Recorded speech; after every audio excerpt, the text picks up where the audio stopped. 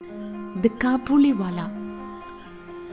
My 5-year-old daughter Minnie cannot live without chattering.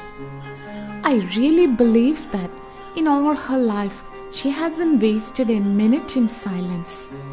Her mother is often vexed at this and would like to stop her prattle, but I wouldn't. For Minnie to be quiet is unnatural and I cannot bear it long, and so my own talk with her is always lively. One morning, for instance, when I was in the midst of the 17th chapter of my new novel, my little Minnie stole into the room and putting her hand into mine said, "Father, Ramdayal the doorkeeper calls a crow. He doesn't know anything, does he?" Before I could explain to her the difference between one language and another in this world, she had embarked on the full tide of another subject. "What do you think, Father? Bhola says there's an elephant in the clouds blowing water out of his trunk and that's why it rains." And then, darting off anew while I sat still trying to think of some reply to this, "Father, what relation is mother to you?" With a grave face I contrived to say, "Go and play with Bhola, Minnie. I'm busy." The window of my room overlooks the road. The child had seated herself at my feet near my table and was playing softly, drumming on her knees. I was hard at work on my 17th chapter, in which Pratap Singh, the hero, has just caught Kanchanalata, the heroine, in his arms and is about to escape with her by the 3rd-story window of the castle, when suddenly Minnie left her play and ran to the window crying, "A Kabuliwala! A Kabuliwala!" And indeed, in the street below, there was a Kabuliwala walking slowly along. He wore the loose, soiled clothing of his people and a tall turban. He carried a bag on his back and boxes of grapes in his hand. I cannot tell what my daughter's feelings were when she saw this man, but she began to call him loudly. "Ah," thought I, "he'll come in and my 17th chapter will never be finished." At that very moment the Kabuliwala turned and looked up at the child. When she saw this, she was overcome by terror and running to her mother's protection disappeared. She had a blind belief that inside the bag which the big man carried there were perhaps 2 or 3 other children like herself. The peddler meanwhile entered my doorway and greeted me with a smile. So precarious was the position of my hero and my heroine that my first impulse was to stop and buy something, since Minnie had called the man to the house. I made some small purchases and we began to talk about Abdur Rahman, the Russians, the English and the frontier policy. As he was about to leave, he asked, "And where's the little girl, sir?" And then, thinking that Minnie must get rid of her false fear, I had her brought out. She stood by my chair and looked at the Kabuliwala and his bag. He offered her nuts and raisins, but she wouldn't be tempted and only clung the closer to me, with all her doubts increased. This was their first meeting. A few mornings later, however, as I was leaving the house, I was startled to find Minnie seated on a bench near the door, laughing and talking with a great Kabuliwala at her feet. In all her life, it appeared, my small daughter had never found so patient a listener save her father. And already the corner of her little sari was stuffed with almonds and raisins, the gift of her visitor. "Why did you give her those?" I said, and taking out an 8-anna piece, I handed it to him. The man accepted the money without demur and put it into his pocket. Alas, on my return, an hour later, I found the unfortunate coin had made twice its own worth of trouble. For the Kabuliwala had given it to Minnie, and her mother, catching sight of the bright round object, had pounced on the child with, "Where did you get that 8 anna piece?" "The Kabuliwala gave it me," said Minnie cheerfully. "The Kabuliwala gave it to you?" cried her mother, greatly shocked. "Oh, Minnie, how could you take it from him?" I entered at that moment, and saving her from impending disaster, proceeded to make my own inquiries. It was not the first or the second time I found that the two had met. The Kabuliwala had overcome the child's first terror by a judicious bribe of nuts and almonds, and the two were now great friends. They had many quaint jokes which amused them greatly. Minnie would seat herself before him, look down on his gigantic frame in all her tiny dignity, and with her face rippling with laughter would begin, "Oh, Kabuliwala, Kabuliwala, what have you got in your bag?" And he would reply in the nasal accents of the mountaineer, "An elephant." Not much cause for merriment, perhaps, but how they both enjoyed the fun. And for me, this child's talk with a grown-up man had always in it something strangely fascinating. Then the Kabuliwala, not to be behindhand, would take his turn. "Well, little one, and when are you going to your father-in-law's house?" Now, nearly every small Bengali maiden had heard long ago about her father-in-law's house, but we were a little newfangled and had kept these things from our child, so that Minnie at this question must have been a trifle bewildered. But she wouldn't show it, and with ready tact replied, "Are you going there?" Amongst men of the Kabuliwala's class, however, it's well known that the words father-in-law's house have a double meaning. It's a euphemism for jail, the place where we are well cared for, at no expense to ourselves.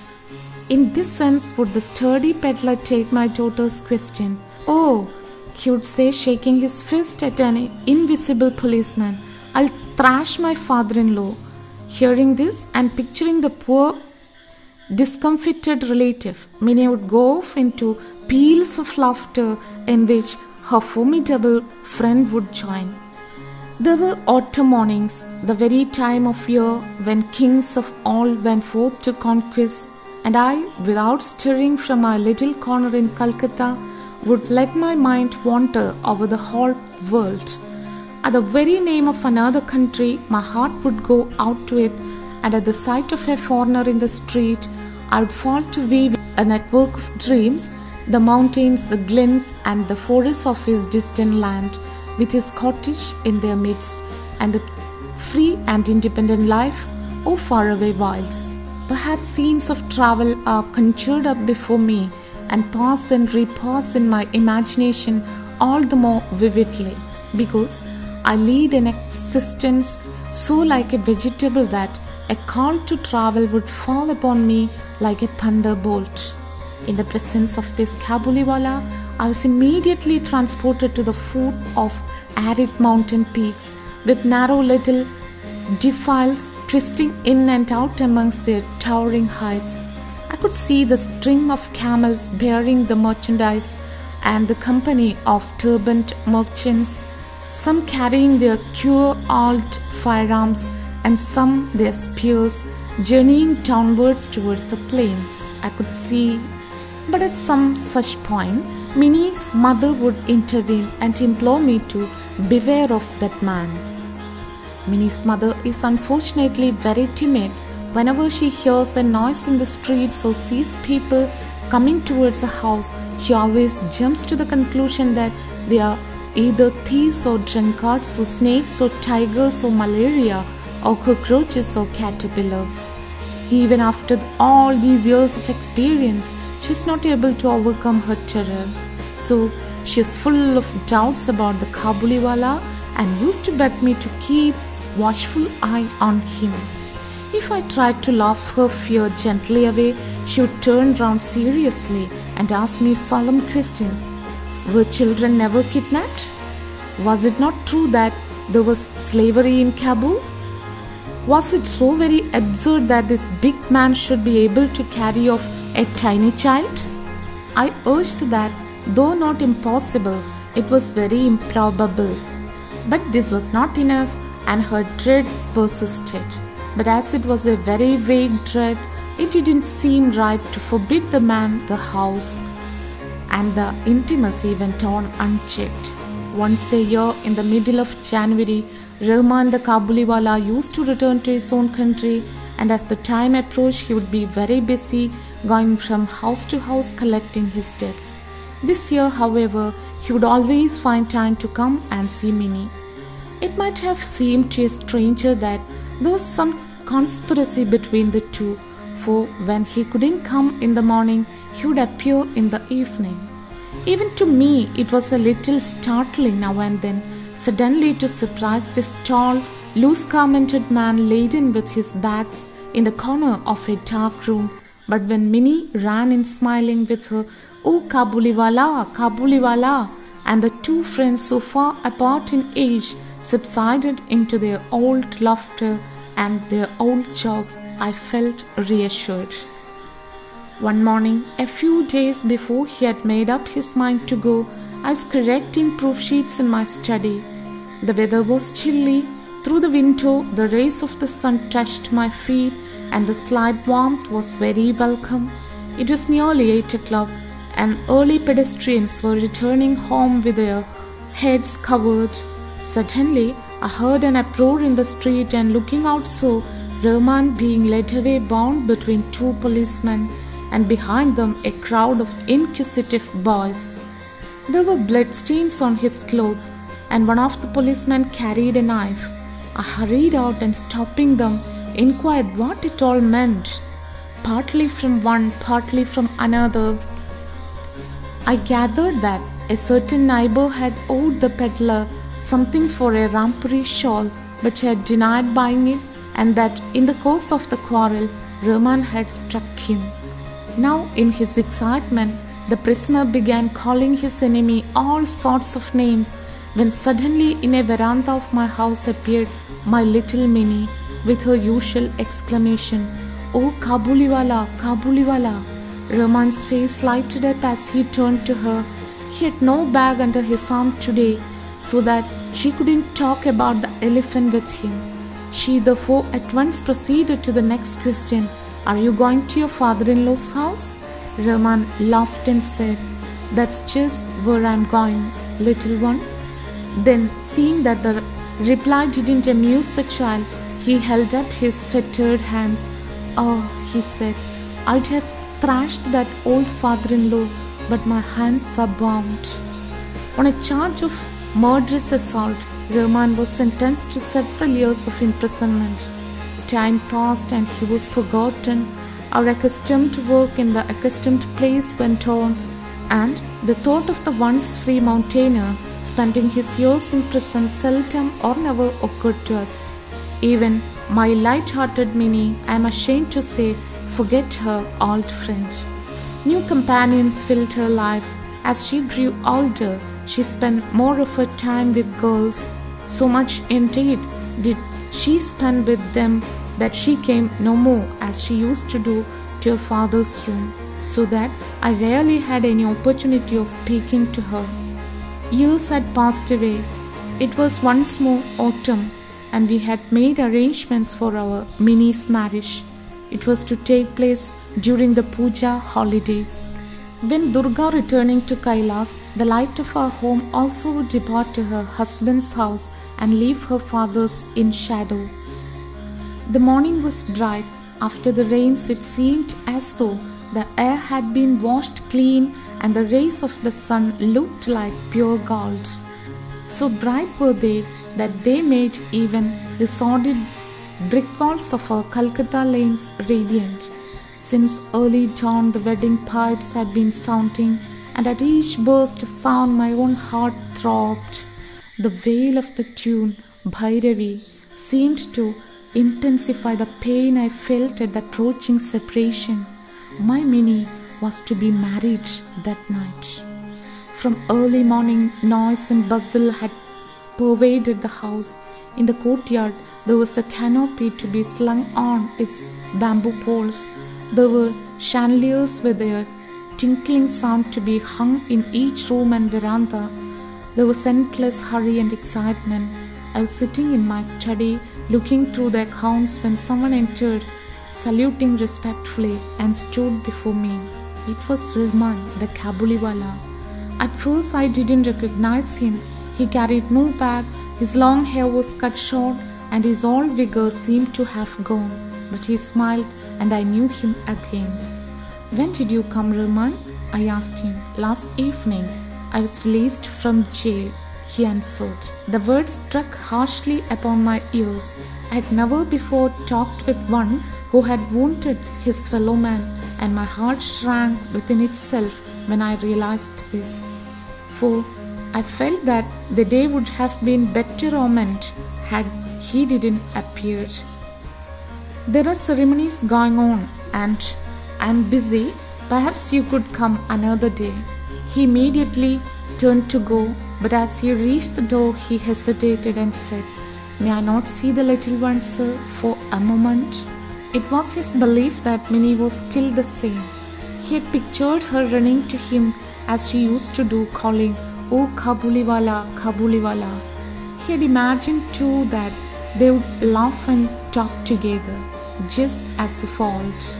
Indeed, in memory of former days, he had brought carefully wrapped up in a paper a few almonds and raisins and grapes, obtained somehow or other from a countryman, for what little money he had gone. I repeated, "There is a ceremony in the house, and you will not be able to see anyone today." The man's face fell. He looked wistfully at me for a moment, then said, "Good morning," and went out. I felt a little sorry and would have called him back, but I found he was returning of his own accord. He came close up to me and held out his offerings with a word. "I have brought these few things, sir, for the little one. Will you give them to her?" I took them and was going to pay him, but he caught my hand and said, "You're very kind, sir. Keep me in your memory. Do not offer me money. You have a little girl. I too have one like her in my own home. I think of her and bring this fruit to your child, not to make a profit for myself." Saying this, he put his head inside his big loose robe and brought out a small and dirty piece of paper. Unfolding it with great care, he smoothed it out with both hands on my table. It bore the impression of a little hand, not a photograph, not a drawing, merely the impression of an ink-smeared hand laid flat on the paper. This touch of the hand of his own little daughter he had carried always next to his heart, as he had come year after year to Calcutta to sell his wares in the streets. Tears came to my eyes. I forgot that he was a poor Kabuli fruit seller where I was. But no, what was I more than he? He also was a father. That impression of the hand of his little Parvati in her distant mountain home reminded me of my own little Minnie. I sent for Minnie immediately from the inner apartment. Many difficulties were raised, but I swept them aside. Clad in the red silk of her wedding day, with a santal paste on her forehead and adorned as a young bride, Minnie came and stood modestly before me. The Kabuliwala seemed amazed at the apparition. He couldn't revive their old friendship. At last he smiled and said, "Little one, are you going to your father-in-law's house?" But Minnie now understood the meaning of the word father-in-law, and she couldn't answer him as of old. She blushed at the question and stood before him with her bright-like face bowed down. I remembered the day when the Kabuliwala and my Minnie had first met, and I felt sad. When she had gone, Rahman sighed deeply and sat down on the floor. The idea had suddenly come to him that his daughter too must have grown up while he had been away so long, and that he could have to make friends anew with her also. Assuredly, he wouldn't find her as she was when he left her. And besides, what might not have happened to her in these 8 years? The marriage pipes sounded, and the mild autumn sunlight streamed round us, but Rahman sat in the little Calcutta lane and saw before him the barren mountains of Afghanistan.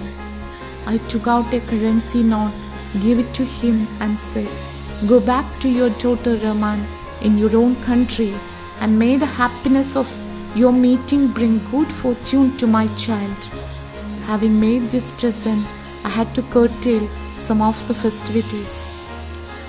I couldn't have the electric lights I had intended, nor the military band, and the ladies of the house were discontent about it. But to me, the wedding feast was all the brighter for the thought that in a distant land, a long-lost father had met again his only child.